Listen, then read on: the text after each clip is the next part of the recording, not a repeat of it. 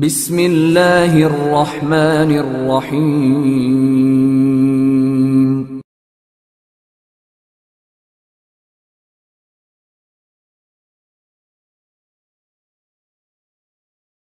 Sometimes, it can be puzzling, especially with in this day and age, with Muslims in the 21st century, especially our younger Muslims, that when you see that they are kind of like despairing of, well, why does God allow these things to happen? Right? It's that perennial question of the problem of existence, or the problem of the existence of evil. It's something that theologians and philosophers have written about for millennia.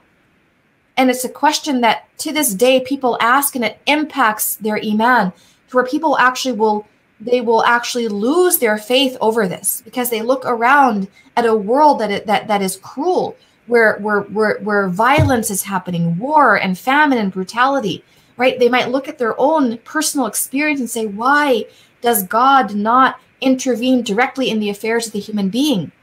And we have to understand that when we ask that question, it's because we've not read the Quran properly.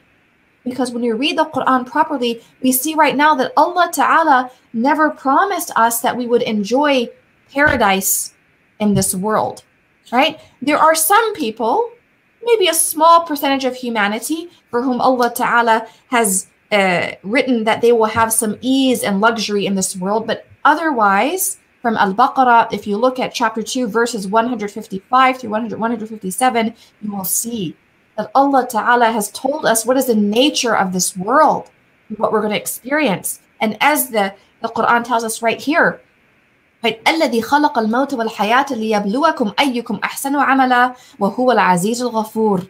Like, in other words, for those of us that are still trying to figure out why have we been created, right? As Muslims, we should know, but why have we been created?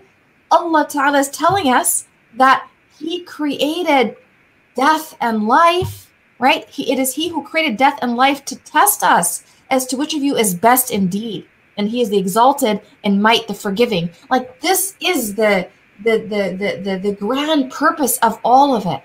The answer is right here in the Quran. And Allah reminds us, and the reason why death is mentioned, by the way, before life, is because we're forgetful. To also understand what is the nature of hayat ad-dunya is so important.